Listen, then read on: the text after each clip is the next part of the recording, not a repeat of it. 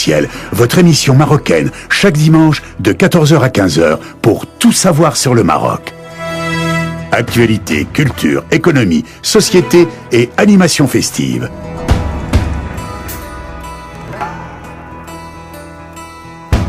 Avec Abdelatif, Arc-en-Ciel au cœur du Maroc.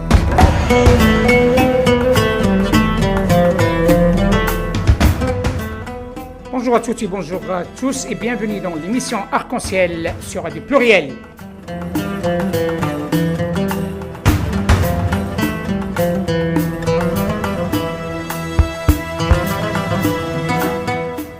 Sans trop attendre, mesdames et messieurs, le thème de ce jour, c'est la coopération internationale entre l'Europe et le Maghreb. Et nous sommes heureux de recevoir aujourd'hui trois invités de taille. Et parmi les premiers invités, que nous souhaitons la bienvenue dans l'émission Arc-en-Ciel, Monsieur Helmut Rietveld. Bonjour, Monsieur Helmut. Bonjour. Bienvenue dans l'émission Arc-en-Ciel et nous sommes heureux de vous recevoir en direct du Maroc. Vous êtes une personnalité qui travaille dans la coopération internationale. Pourriez-vous nous présenter Monsieur Helmut Rietveld, s'il vous plaît? Oui, je suis le représentant de la Fondation Konrad Adenauer, une fondation politique allemande avec un bureau à Rabat.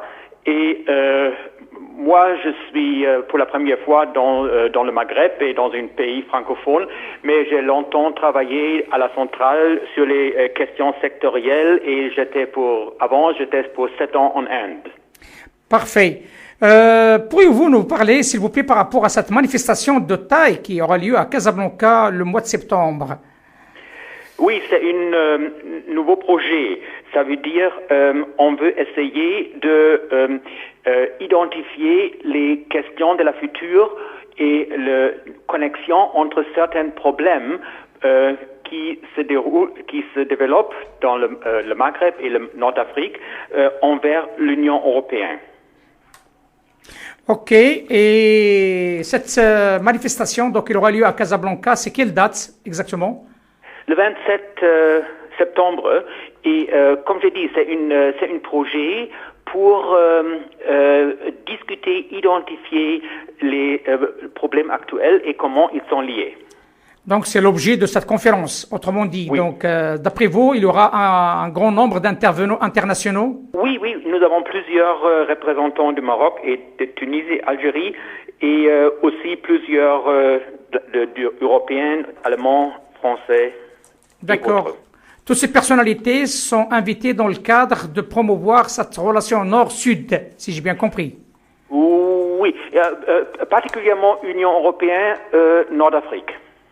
Particulièrement au nord. Et pourquoi exactement ce choix? Parce que nous pensons que les problèmes qui se développent dans le Nord-Afrique sont de plus en plus importants pour beaucoup des questions de la situation future de l'Union européenne et il faut identifier comment ils sont liés. Qu'est-ce qu'on peut faire ici déjà avant qu'ils arrivent en Europe.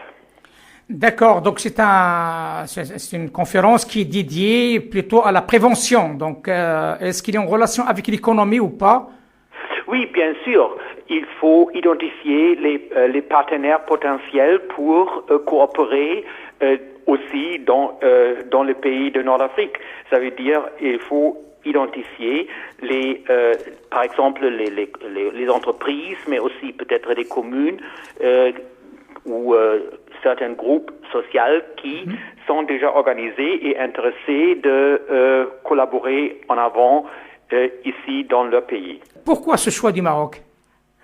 Oui, moi je suis le responsable pour le Maroc. Ce projet est une nouvelle initiative de la centrale pour toute l'Afrique du Nord. Mais le choix pour Maroc, c'est particulièrement parce que le Maroc est avancé le plus entre les pays Nord-Afrique dans plusieurs domaines. Par exemple, les coopérations sud-sud envers les pays subsahariens, Depuis longtemps, on a demandé qu'il y a une coopération sud-sud et il n'y a aucun autre pays qui l'a réalisé comme le Maroc. Un autre aspect, c'est la migration. Le Maroc a pris une initiative pour faire quelque chose avec les migrants ici. Ça veut dire donner une accord d'être ici, permis de travail, etc. Bien sûr. Pour un large nombre. Et un troisième élément, ce sont les énergies renouvelables. Le développement dans ce domaine est énorme et fascinant pour plusieurs coopérations potentielles. Et un quatrième élément, c'est la lutte du Maroc contre le terrorisme. Selon les recherches que j'ai pu faire, vous êtes une personne qui connaît aussi la ville verte de Ben Guerir, si je ne me trompe pas. Oui. Qu'est-ce que vous en pensez de cette ville? À Ben Guerir, nous sommes en train d'établir un bureau de citoyens. Ça veut dire la décentralisation est un de nos projets, de nos activités principales ici au Maroc. Et jusqu'à maintenant, nous sommes très actifs dans la région Marrakech-Stati et on a plusieurs aspects. Et un de ces aspects, c'est la création d'un bureau de citoyens et le premier projet, c'est à Ben Guerir. Un autre aspect, c'est la lutte contre la corruption. Nous avons aussi, pour la ville de Marrakech, commencé de créer programme anticorruption. D'accord. Donc c'est quand même un travail colossal qui consiste sur le plan économique, mais aussi sur le plan social. Oui, les deux. Les fondations politiques, en général, ont 4 cibles. Le premier, c'est la démocratisation. Le deuxième, c'est la société civile. Troisième, c'est l'Union européenne. Et le quatrième, c'est l'économie sociale de marché. Et cette conférence a un focus certainement sur l'économie sociale de marché. Monsieur Helmut Rayfield, merci par rapport à cette participation. Comme vous le savez, il y aura 2 intervenants qui vont participer dans cette conférence internationale de Casablanca dans le cadre de la relation l'Union européenne et le Maghreb, notamment Monsieur Hassan Oulhaj de Renault, donc un spécialiste en matière économique, mais aussi le spécialiste tunisien Aram Belhaj.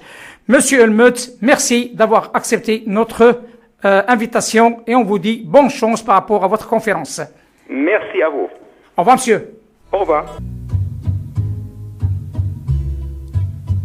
Quand on n'a que l'amour à s'offrir en partage au jour du grand voyage qu'est notre grand amour. Quand on n'a que l'amour, mon amour, toi et moi, pour qu'éclate de joie chaque heure et chaque jour. Quand on n'a que l'amour pour vivre nos promesses sans nulle autre richesse que d'y croire toujours. Quand on n'a que l'amour pour meubler de merveilles et couvrir de soleil la laideur des faubourgs. Quand on n'a que l'amour pour unique raison, pour unique chanson et unique secours. Quand on n'a que l'amour. Et dans le cadre du thème de ce jour, la coopération internationale entre l'Union européenne et le Maghreb, nous sommes en direct avec notre docteur et professeur Si Hassan Oulhaj. Bonjour, professeur. Bonjour, monsieur Sadri. Bienvenue dans l'émission Arc-en-Ciel sur Radio Pluriel, une émission dédiée à la promotion de la relation France-Maroc, mais aussi une émission dédiée, bien sûr, à la promotion de cette relation de l'Union européenne avec le Maghreb dans son ensemble. Merci à vous. Pluriel. بارك الله فيك، شكرا، مرحبا بك اخي في هذا البرنامج، وعيد مبارك سعيد وكل عام وانت بخير وانت والعائله ديالك. Merci beaucoup. Voilà, donc docteur, ma question est d'actualité. On sait pertinemment comme quoi les pays du Maghreb sont des pays qui constituent ce qu'on appelle un tampon, un pied à terre entre l'Europe et l'Afrique. Et il y a un intérêt particulier grandissant de l'Europe avec ces pays qui constituent un pas pour l'Afrique. Et notamment, c'est un petit peu grosso modo le thème de cette conférence qui va avoir lieu très prochainement au Maroc le 27 septembre, dédié à cette relation entre l'Union européenne et les pays du Maghreb. Vous êtes un Marocain, pouvez-vous me dire plus par rapport à notre pays, le Maroc, quels sont ses atouts pour qu'il peut jouer autant que pied à terre, autant que moteur de cette relation vers l'Afrique via le Maghreb, bien sûr, avec la coopération internationale avec l'Europe et notamment l'Union européenne. J'ai écouté un peu les réponses de M. Reifeld. Je m'inscris tout à fait dans ce qu'il a dit. Le Maroc est le premier pays, en effet, de l'Afrique du Nord à avoir introduit les réformes structurelles que demande l'Union européenne depuis longtemps. Le Maroc s'était associé à l'Union européenne depuis longtemps et les relations commerciales et la coopération avec l'Union européenne sont très anciennes. Et les réformes institutionnelles, constitutionnelles ont été faites et les réformes économiques également ont été faites. Évidemment, il s'agit toujours d'améliorer le climat des affaires, etc. Le Maroc a une politique d'immigration que les autres pays du Sud n'ont pas. Il régularise la situation des immigrés dans l'intérêt du Maroc, mais aussi de l'Union européenne. Il a des accords bilatéraux avec l'Espagne et l'Espagne est très contente de la coopération du Maroc sur la question de la migration. Pour la coopération sud-sud, le Maroc a été également le premier dans la région. Il a une présence de plus en plus remarquée en Afrique subsaharienne et notamment en Afrique de l'Ouest, mais pas seulement. Et beaucoup d'investissements se font du Maroc en Afrique subsaharienne dans différents domaines. Et le dernier domaine, je parlais du système bancaire. Notre système bancaire est solide et modernisé depuis un certain temps. Et il est présent en Afrique du Nord, mais aussi en Afrique subsaharienne. Mais pas seulement, il y a l'immobilier qui est présent, il y a l'eau potable qui est présente, il y a les télécommunications avec Maroc Télécom, etc. Donc nous avons une présence assez remarquée et l'Union européenne et le Maroc peuvent s'allier. Évidemment, le Maroc, c'est une petite économie par rapport à l'Union européenne, mais vu sa présence en Afrique subsaharienne, il n'est pas petit, il n'est pas un acteur petit. Et dans l'intérêt des trois parties, l'Union européenne, le Maroc et l'Afrique subsaharienne, une coopération est souhaitable, une coopération importante. Il faut préciser à nos auditeurs et auditrices que le professeur Lahsen Oulhaj est professeur d'économie à la faculté de droit des sciences économiques de Rabat, mais aussi il est directeur de laboratoire d'économie appliquée à la même faculté, président de la commission permanente de l'analyse de la conjoncture, donc élaboration du rapport annuel sur la situation économique et sociale et environnementale du Maroc. Donc on est fiers d'avoir un spécialiste en matière d'analyse économique et sociale par rapport à notre pays, mais aussi il est membre du CA de la FEMIS, Forum Euro-Méditerranisation Sciences économiques, qui se trouve à Marseille. Pourriez-vous nous dire davantage par rapport à cette institution et son rôle dans le rapprochement entre l'Europe et le Maghreb, et notamment le Maroc? Alors ce forum regroupe presque 80 instituts de sciences économiques à travers la région euro-méditerranéenne. Pour la région euro-méditerranéenne, sud de Méditerranée, il y a une dizaine de pays, du Maroc jusqu'en Turquie. Ce tout l'arc du sud de la Méditerranée. Et puis tous les pays de l'Union européenne sont membres de ce forum. Alors ce forum procède à des appels à projets qui sont financés par la Commission européenne. Alors, il s'agit d'un forum d'études et de recherche, et beaucoup d'études ont été faites sur différents aspects du développement des pays du sud de la Méditerranée. Pour le Maroc est l'un des pays les plus actifs dans ce forum. Plusieurs projets ont été menés et des études très intéressantes. Pour ce qui me concerne, j'avais dirigé une étude sur le plan Maroc vert dans le cadre de FEMIS et j'avais participé à des études sur la finance, sur le taux de change. C'était dirigé par l'Université de Nice. Et nous avons participé avec nos amis espagnols à une étude sur le plan solaire maroco-européen, je dois dire, et sur les énergies renouvelables de manière générale. Voilà, donc c'est une sorte d'OCDE, mais dédiée à la zone euro-méditerranéenne. Parfait. Vous êtes une personne qui a participé à la commission consultative de la révision constitutionnelle de 2011. Mais aussi, vous êtes un membre du conseil d'administration de l'Institut royal de la culture amazigh de 2002 à 2010. Juste à titre d'information, nous avons reçu dans notre émission le président de l'Institut. Ça fait un certain temps, ça fait presque une année maintenant, ou là, une année et demie. Et ma question, professeur, il est de taille parce que le Maroc, il est aux portes à un scrutin, à des élections qui montrent encore le changement dans le pays, dans un scrutin qui permettra d'élire des membres de futurs gouvernements. Comment vous voyez ce changement et avec ce défi marocain aussi pour l'organisation de la COP22?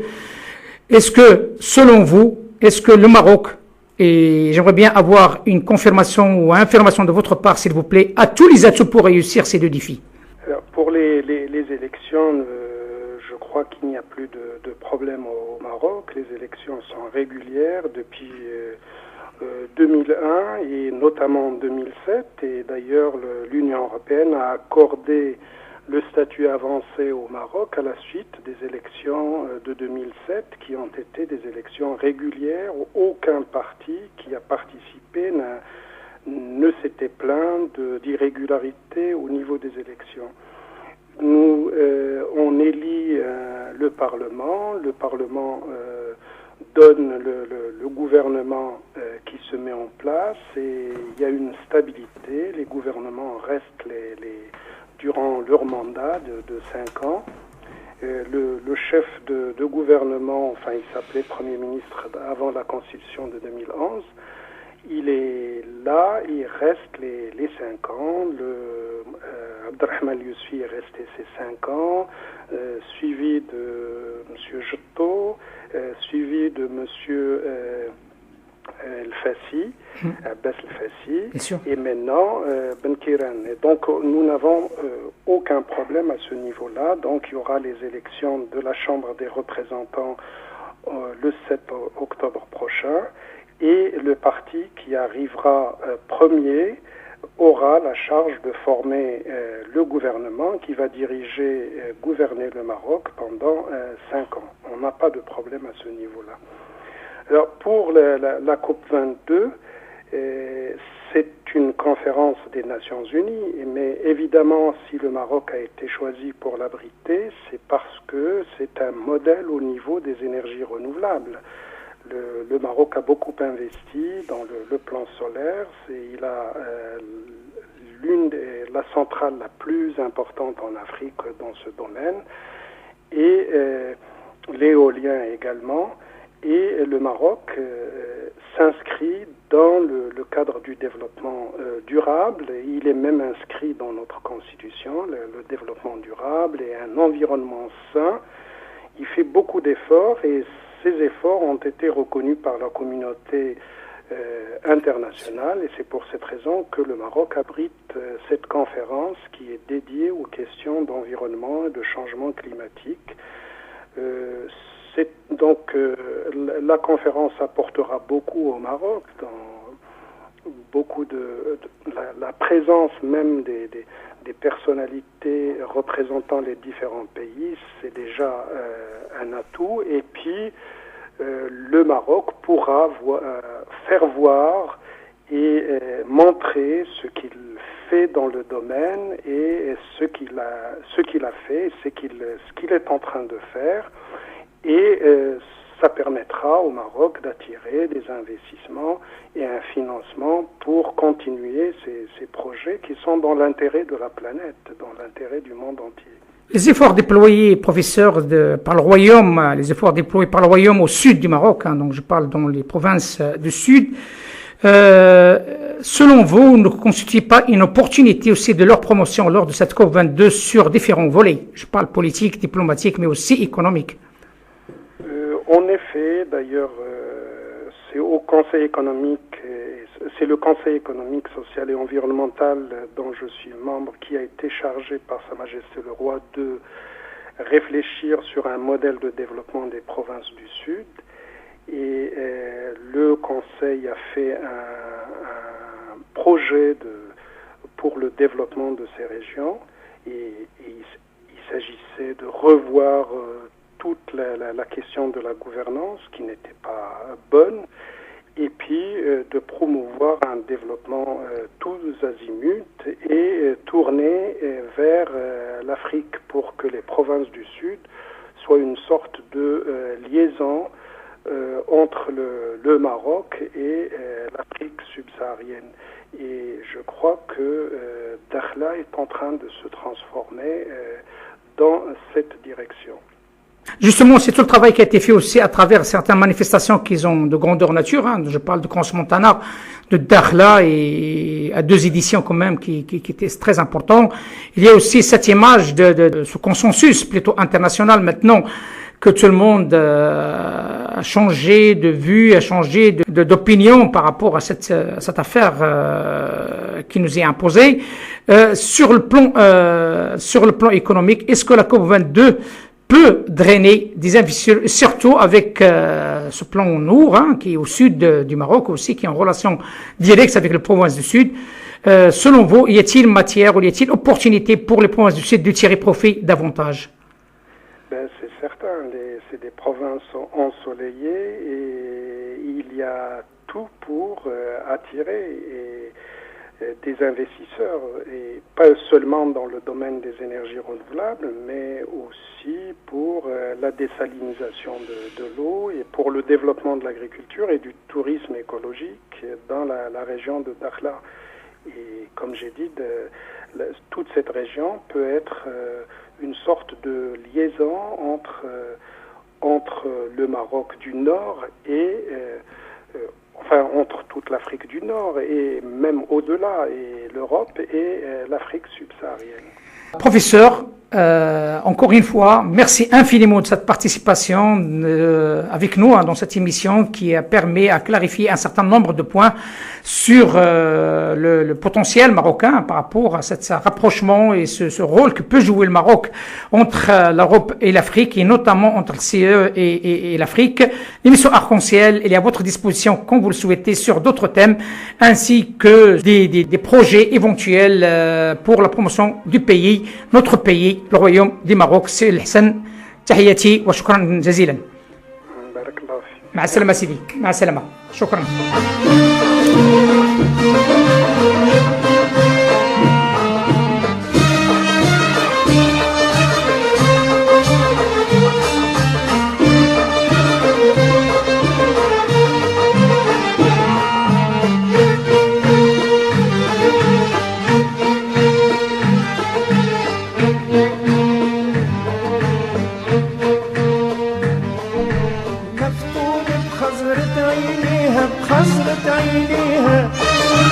والشفرة اللي بيها تسحر بيها تسحر مفتون بخزرة عينيها بخزرة عينيها والشفرة والشفرة اللي بيها تسحر بيها تسحر محلى الورد على خديها يا وخيالي محلى الورد على خديها يا وخيالي محلى الورد على خديها يا وخيالي محلى الورد على خديها يا وخيالي محلى الورد على خديها يا وخيالي يا وخيالي يا وخيالي ربي يستر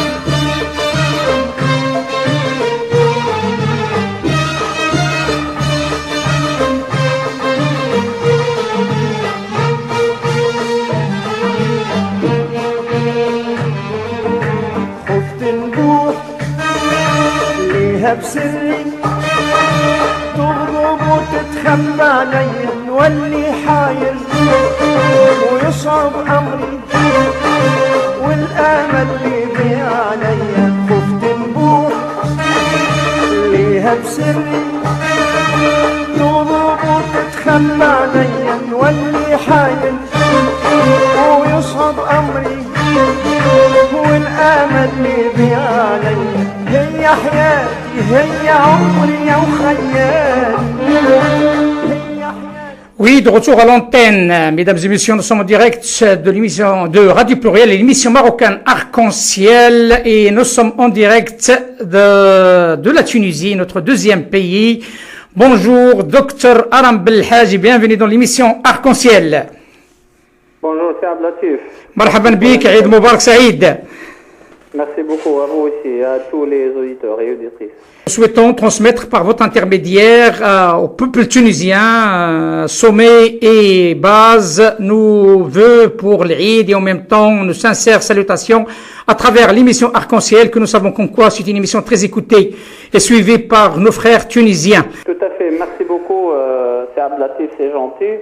Bah oui, bien entendu, l'émission Arc-en-Ciel, elle est en train de faire des progrès substantiels puisque les auditeurs et auditrices depuis la Tunisie sont de plus en plus nombreux et en fait c'est pas vraiment bizarre puisque ce succès il est dû essentiellement à votre capacité à réunir des gens de grand calibre quoi, des ambassadeurs, des ex-ministres, des députés donc je vous félicite pour ça et je vous souhaite une bonne continuation. Merci Aram, c'est un plaisir de servir nos auditeurs et auditrices. Donc l'idée c'est simplement qu'il y a une émission qui est diversifiée sur un différent domaine et en même temps de permettre aussi aux pays du Maghreb de faire entendre leur voix parce que l'échange il est instructif, l'échange est très intéressant et nous sommes heureux d'avoir des retombées de telles. Docteur Aram Belhaj, docteur en sciences économiques à l'université d'Orléans, il est actuellement enseignant à la faculté des sciences économiques et de gestion de Nabeul, université de Carthage. Est directeur de recherche au sein du think tank le Maghreb Economic Forum. Il est membre de plusieurs associations à vocation scientifique et auteur de plusieurs travaux publiés dans les revues internationales. Il est l'un des défenseurs de la cause maghrébine et des relations équitables entre les deux rives de la Méditerranée. Son domaine de la recherche est la macroéconomie monétaire et l'économie internationale. Docteur Aram Belhaj, vous êtes parmi les intervenants de la prochaine conférence dédiée au partenariat entre l'Union européenne et le Maghreb qui sera lieu le 27 septembre à Casablanca. On vient d'avoir en ligne le représentant CAS Maroc, monsieur Ilmut Rayfield, et aussi le professeur c'est Lahsan Oulhaj. Ma question est de dire quels sont les éléments qui seront défendus au sein de cette conférence pour mettre en valeur le Maghreb face à l'Europe pour un partenariat équitable. D'accord, merci c'est Abdeltif. D'abord, c'est un plaisir de partager le même panel avec M. Helmut, le représentant du CAS au Maroc, et le grand professeur Al-Haj, que j'ai eu le plaisir et l'honneur de faire sa connaissance au cours d'un colloque très très important à Alger en mai dernier. Donc effectivement, je voudrais, si vous permettez, si Abdelatif, de revenir un tout petit peu sur le programme dans son ensemble qui était lancé par CAS et la conférence en particulier. Donc ce programme, il s'appelle POLDIMET. C'est le dialogue politique et intégration régionale sud-méditerranéenne. Donc ce programme, bien entendu, il est piloté depuis la Tunisie. Bon, bien entendu, le choix de la conférence était au Maroc et peut-être je vais revenir là-dessus, pourquoi le Maroc et non pas la Tunisie. Et puis, cette fondation CAS, en fait, à travers ce programme, elle travaille sur des projets cross-nationaux, si je puis dire, dont, en fait, l'objectif principal, c'est de renforcer le dialogue politique, comme l'a été dit par M. Helmut, et approfondir l'intégration sociétale et économique, et promouvoir, en fait, la coopération et le partenariat avec l'Union européenne. Donc, si vous voulez, il y a beaucoup d'axes de ce programme. Essentiellement, c'est le soutien au processus de réforme de croissance. Et bien entendu, comme vous le savez très bien, cette conférence, elle a pour thème, c'est Afrique du Nord et Union européenne, un partenariat pour la réforme et la croissance. Et bien entendu, il y a des instruments pour faire exécuter ce programme. Et parmi ces instruments, c'est les manifestations, les workshops et les conférences, dont cette conférence. Bien. Alors, bien entendu, pourquoi le Maroc? Alors, pourquoi le Maroc? Comme l'a très bien expliqué le professeur Al-Haj, moi je pense que alors, le choix du Maroc, il n'est pas en fait le fruit du hasard. Alors, le Maroc, il a très bien affiché, alors clairement, qu'il souhaite être un hub entre l'Europe et l'Afrique. Un hub de facto et non pas de jure, comme disent les économistes et les juristes. Alors, de facto, puisqu'il y a vraiment des mesures courageuses qui ont été prises en matière d'investissement, en matière de développement, en matière d'échange entre le Nord et le Sud. Alors, le Maroc également, il est bien positionné, je pense, pour être le relais entre l'Union européenne et les États-Unis. Hein. On se rappelle très bien que le Maroc, il a l'Open Sky. Il peut être en fait un relais entre, comme j'ai dit, l'Union européenne et les États-Unis, entre l'Union européenne et l'Afrique subsaharienne. Royal Air Maroc, elle est présente en fait sur pratiquement alors tout le continent africain. Et elle a des vols réguliers entre l'Afrique et l'Amérique. Donc j'ai dit qu'il est bien positionné, alors et sur le plan aérien, mais également alors dans le secteur bancaire et financier. Alors le Maroc, c'est une place financière qui pourra jouer le rôle d'une plateforme entre la rive nord de la Méditerranée, en l'occurrence l'Europe, et la rive sud, en l'occurrence l'Afrique du Nord, et par la suite alors l'Afrique subsaharienne. Alors bien, alors au cours de cette conférence, alors moi je vais participer pour alors parler un tout petit peu de ce partenariat. Et j'aurai le plaisir en fait d'introduire alors le bilan en fait de ce partenariat. C'est 40 ans de partenariat, donc quel est le bilan? Et puis de tresser, si vous voulez, un tout petit peu alors l'option qui est en quelque sorte oubliée, qui est l'intégration de l'Afrique du Nord ou l'intégration maghrébine, avant de préciser en fait quels sont les préalables ou bien les conditions nécessaires pour lancer un partenariat gagnant-gagnant. Ça, grosso modo, alors le contenu de l'intervention que je vais faire, Inch'Allah, au cours de la semaine prochaine à Casablanca. Pourriez-vous un instant, Dr Aram, juste au moins les grands axes de cette intervention? D'accord. Alors, comme j'ai dit, hein, donc le premier point, c'est un bilan. C'est un bilan de 40 ans de partenariat entre l'Union européenne et le Maghreb ou bien l'Afrique du Nord. Alors, en fait, le moins qu'on puisse dire, c'est un bilan qui est mitigé. Alors pourquoi? Parce que en fait, il y avait des avancées. il y avait des avancées, surtout sur le plan économique. Bien que, en fait, lorsqu'on a signé l'accord, ou lorsque les pays du Maghreb, notamment l'Algérie, le Maroc et la Tunisie ont signé, c'est en fait les critères sur lesquels avance cet accord de partenariat, c'est des critères multidimensionnels, dans le sens où il y a la dimension politique, il y a la dimension socio-culturelle, il y a la dimension économique et financière, mais ce qu'on a constaté, du moins jusqu'au la fin des années 2000, c'est en fait, on se concentre beaucoup plus sur le plan économique et financier et commercial. Et on a en quelque sorte oublié la dimension politique et la dimension socio-culturelle. Donc j'ai dit que effectivement il y avait des avancées sur le plan économique, puisque, alors si on regarde très bien les chiffres, donc on s'aperçoit que le Maroc et la Tunisie essentiellement, ils ont réussi relativement à diversifier leur exportation. Alors si on regarde également les termes de l'échange, donc il y avait quand même des avancées en termes de commerce et de rapport entre exportation et importation. Donc les termes de l'échange, ils ont plus ou moins amélioré en Tunisie et au Maroc. Alors la Tunisie et le Maroc également, ils ont reçu autant d'investissements directs étrangers, mais je vais revenir là-dessus puisque, alors, on a le sentiment qu'on a joué beaucoup plus sur le quantitatif et on a oublié le qualitatif. Et puis également, n'oublions pas que la Tunisie et le Maroc, ils ont reçu quand même un flux d'aide qui est assez important et qui s'est multiplié en fait au cours des 5 dernières années, surtout pour le Maroc. Hein. Alors, bien entendu, j'ouvre une parenthèse. Alors, on a vu que le Parlement européen, il a donné son aval pour implémenter un plan Marshall pour la Tunisie. Bon, je pense que c'est une bonne chose, mais c'est de loin suffisant et peut-être je vais revenir là-dessus tout à l'heure.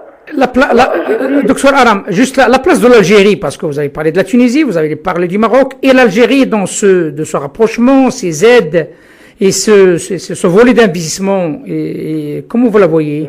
Mais pratiquement, bon, au niveau des EDE, au niveau des exportations, au niveau de flux d'aide, alors les relations ont été beaucoup plus, en fait, approfondie entre l'Union européenne d'une part, la Tunisie et le Maroc d'autre part. Alors, l'Algérie, c'est vrai, il est un partenaire avec l'Union européenne, mais le degré d'intégration de l'Algérie à l'Union européenne, elle est en fait inférieur à celui de la Tunisie ou bien le Maroc. Mais quelles sont les raisons?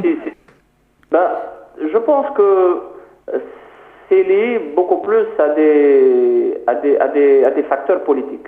Beaucoup plus à des facteurs politiques. Alors peut-être on revient tout à l'heure sur cette question. Alors j'ai dit que le bilan est mitigé puisqu'il y avait des avancées, c'est vrai, mais en fait ce qu'on a constaté, c'est qu'on joue beaucoup plus sur le caractère quantitatif. Beaucoup d'exportations, alors beaucoup d'EDE, mais il n'y a pas, en fait, beaucoup d'aide également, mais il n'y a pas le qualitatif. Et si on regarde, en fait, alors les chiffres ou bien les rapports qui ont été faits, que ce soit alors national ou international, donc on se rend compte effectivement que ce partenariat, il s'est basé beaucoup plus sur des facteurs économiques. Et puis, même au sein de ces facteurs économiques, alors on a joué beaucoup plus sur le quantitatif et on n'a pas accordé beaucoup plus sur le qualitatif. Je prends un exemple ou deux exemples. Alors, si on trouve en fait, ou si on prend les exportations, c'est vrai que le Maroc et la Tunisie, ils ont ils ont réussi à diversifier leur exportation. Mais ces exportations, ils ne sont pas à grande valeur ajoutée. Alors, les EDE également, c'est vrai qu'ils ont reçu beaucoup d'EDE, mais à faible contenu technologique. Alors c'est pour cela que j'ai dit qu'en fait, on a joué beaucoup plus sur le quantitatif et on n'a pas accordé beaucoup plus d'importance à l'aspect en fait qualitatif. Et d'ailleurs, en fait, le degré d'intégration ou le degré de participation dans les chaînes de valeur mondiales, pour les deux pays. C'est vrai que le Maroc, il a fait juste un tout petit peu de progrès par rapport à ça, mais la Tunisie, elle a reculé. C'est pour ça que, en fait, j'affirme toujours que ce partenariat, il a concerné l'aspect quantitatif beaucoup plus que l'aspect qualitatif. D'ailleurs, en fait, il y a plusieurs rapports qui ont été faits et plusieurs, même des articles académiques et scientifiques qui prouvent que, en fait, ce partenariat, il a concerné beaucoup plus l'aspect économique et même cet aspect économique, il s'est concentré sur le quantitatif beaucoup plus que sur le qualitatif. La question qui se pose actuellement, selon vous, en tant qu'expert en matière macroéconomique, quelles sont vos préconisations pour que la Tunisie et le Maroc et l'Algérie, bien entendu, puissent être à la hauteur de ce rôle qui est tant attendu parce qu'il n'y a personne qui peut le jouer, ce rôle de pont, ce rôle de lien entre l'Union européenne, entre l'Europe et l'Afrique. Quels sont, selon vous, les volets qu'il faut améliorer, voire changer complètement pour permettre un rôle moteur dans cet rapprochement entre l'Europe et l'Afrique? D'accord, très bien, très très bonne question. Alors moi je pense que, en fait, c'est le bon moment et tant mieux pour nous et tant mieux pour l'Europe qu'elle est en train de réfléchir sur un nouveau partenariat. Alors, la question qui se pose, en fait, pourquoi l'Union européenne, elle s'intéresse de plus en plus à l'Afrique du Nord? Et après, je vais directement, en fait, basculer vers votre question. Alors, moi, je pense que le monde change. Alors, l'Europe, elle est en train de changer. Et le Maghreb, il doit changer, ou bien l'Afrique du Nord, elle doit changer. Alors, l'Europe, elle s'intéresse beaucoup plus à l'Afrique du Nord. C'est une très bonne chose. Elle considère que l'Afrique du Nord, c'est un tremplin, en fait, pour des investissements, pour des exportations, en fait, pour un nouveau marché de l'Afrique subsaharienne. Ça, d'une part. Et puis, il y a les questions politiques, il y a les questions sociales également. L'Union européenne, elle est consciente sur l'évolution démographique en Afrique du Nord et surtout en Afrique subsaharienne, et elle veut très bien créer un espace de stabilité et de sécurité. En plus, alors vous savez très bien que la Chine et l'Inde, ce sont des concurrents sérieux à l'Europe. C'est pour cela que, alors ça a poussé en quelque sorte l'Europe pour s'intéresser en fait à nouer des partenariats en fait stratégiques avec l'Afrique du Nord en premier lieu, puis pour le reste de l'Afrique par la suite. Alors, maintenant, alors on a vu que le bilan il est plus ou moins mitigé. Alors, si on veut en fait créer un partenariat gagnant-gagnant entre le Nord et le Sud, il faut vraiment ne pas refaire ou bien ne pas répéter les erreurs du passé. Alors, je peux dire que malheureusement, lorsqu'on voit en fait ce qui est en train de se faire dans le cadre de l'ALECA, alors je pense que les erreurs ils vont se répéter encore une fois. Alors pourquoi? Parce qu'il y a quand même une certaine rigidité de la part nord-méditerranéenne par rapport à plusieurs sujets concernant cet accord de l'ALECA. Donc, il faut pas vraiment, comme j'ai dit, il ne faut pas refaire les mêmes erreurs. Alors, quel est le rôle, en fait, je reviens à votre question, quel est le rôle qui devrait être fait de notre part, nous, les Nord-Africains? Alors, moi, je pense, premièrement, il faut tout d'abord mener une évaluation rétrospective des accords qui ont été faits. Alors, il faut quand même évaluer le passé pour savoir avancer. Alors, deuxièmement, moi je pense qu'il faut inscrire les nouvelles négociations dans le cadre d'une vision en général. Alors, le Maroc, il a une vision, bien entendu, il faut que la Tunisie soit ou ait une vision pour l'économie et pour la société. Alors, troisièmement, je pense qu'il faut s'associer. Alors, c'est un véritable gâchis. La Tunisie, elle négocie d'une façon unilatérale, seule, face aux géants européens, le Maroc également. Donc moi je pense qu'il faut s'associer les uns aux autres dans le processus de négociation. Alors, également pour réussir, je pense, les nouveaux accords, en l'occurrence cet accord de l'ALECA, je vais beaucoup parler entre parenthèses de cet accord, l'accord de libre-échange, en fait complet et approfondi entre l'Afrique du Nord et l'Union européenne. Donc, je pense qu'il faut avancer, bien entendu, mais il faut avancer tout doucement. Alors, comment? Moi, je pense dans les négociations, il faut vraiment exclure les secteurs qui sont vulnérables. On sait qu'avec cette ALECA, la Tunisie et le Maroc, ils vont s'ouvrir pratiquement complètement sur le marché européen et libéraliser et l'agriculture et les services. Bon, il y a en fait des bonnes nouvelles par rapport à l'harmonisation de la réglementation, par rapport à la loi sur la concurrence, par rapport à beaucoup d'autres sujets. Mais sur le plan économique, il faut vraiment faire attention. Il ne faut pas s'ouvrir d'une façon précipitée. Il faut exclure les secteurs qui sont vulnérables afin de les préparer, afin de les mettre à niveau, faire un programme de mise à niveau avant de s'ouvrir. Moi, je pense également qu'il faut que la société civile et l'université soient présentes. Alors, et j'ouvre la parenthèse ici, en fait, la société civile, elle doit être une force de proposition et un acteur de changement. Alors, la question qui se pose, comment? Alors, nous, par exemple, au sein de notre think tank, le Maghreb Economic Forum, alors, on est en train, en fait, d'identifier ou bien d'éclairer quelles sont, en fait, les pistes qui permettent à ces pays de s'intégrer et quelles sont, en fait, les pistes qui permettent à ces pays de mener les réformes nécessaires afin de gagner la bataille de l'intégration régionale et de l'intégration continentale. Docteur Aram, s'il vous plaît, il me reste 5 minutes, mais il y a une question que vous venez de l'évoquer d'une manière à demi-mot qui m'interpelle et je ne peux pas la laisser passer, ça c'est clair et net.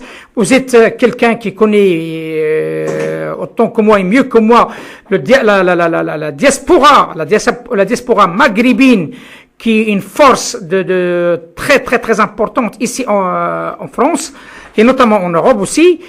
Pourquoi pas de faire associer cette diaspora dans ce processus?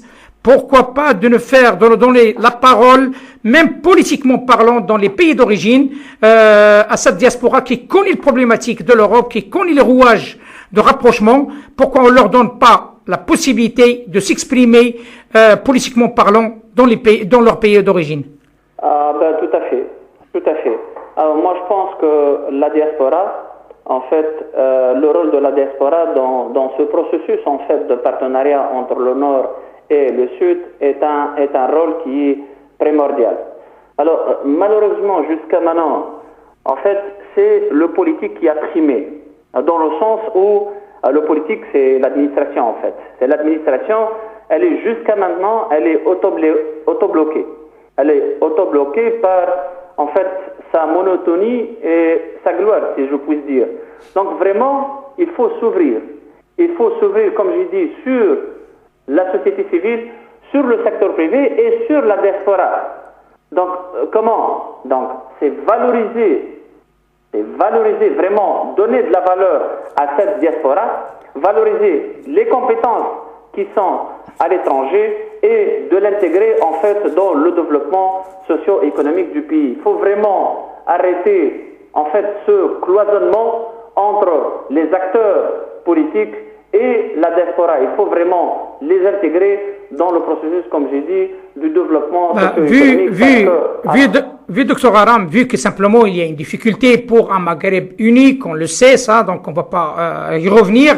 La proposition, pourquoi pas que la diaspora qui se trouve en Europe et notamment en France, Marocains, Algériens, Tunisiens, puisse créer un ensemble, force de frappe qui peut être intéressante pour pousser un petit peu cette relation entre l'Europe et le Maghreb et notamment d'être des véritables VRP, des véritables tremplins, puisqu'ils défendront les deux pays, ils défendront leur pays d'origine, mais aussi ils défendront leur pays d'adoption pour un monde meilleur.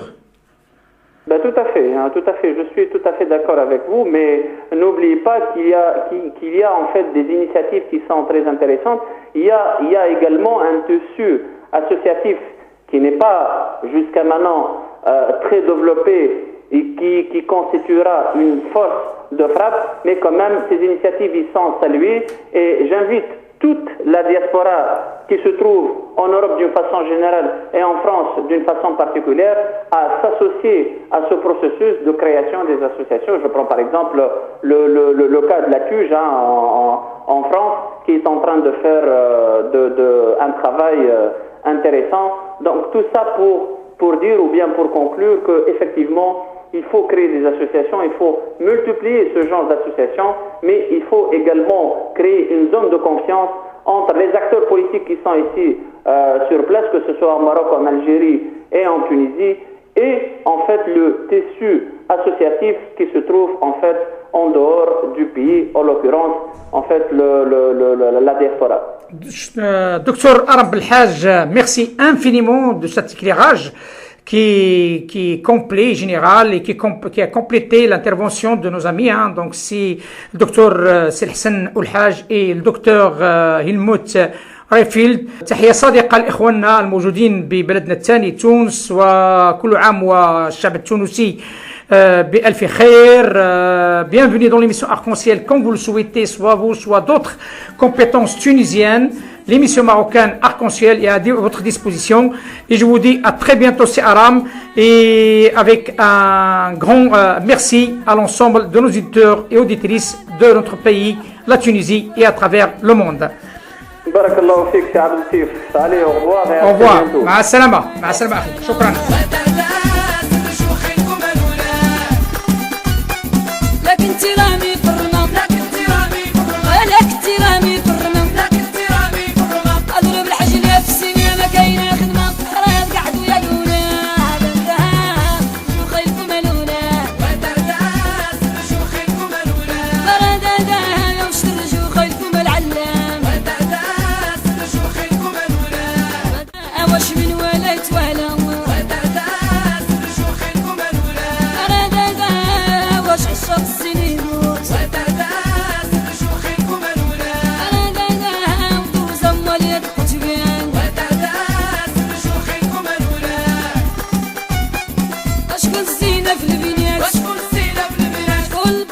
على هذه النغمات الجميلة ذات دلالات أقول لكم إلى الأسبوع المقبل إن شاء الله. Je souhaite aviser l'ensemble de nos auditeurs et auditrices et suite à l'ensemble des émissions que nous avons consacrées aux émireux par rapport à leur doléance et différents mécontentements qui ont été exprimés lors de cette émission. Nous souhaitons dire à tous que la semaine prochaine et l'autre semaine, nous consacrerons 2 émissions spéciales émireux avec des propositions qui vont durer par chaque intervenant de 2 minutes, des propositions de sortie de crise, des propositions pour que le MRE reste attaché à leur pays d'origine, pour que les autorités et les personnes concernées de l'autre côté de la mer comprennent comme quoi il y a des propositions concrètes et nous espérons que ces propositions seront bien écoutées et bien traitées avec le nouveau exécutif qui aura lieu après le 7 octobre.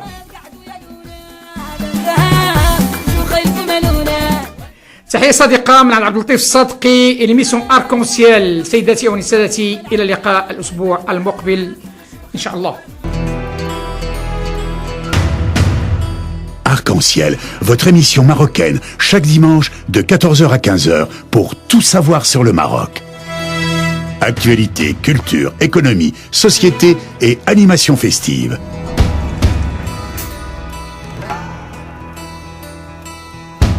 Avec Abdelatif, Arc-en-Ciel au cœur du Maroc.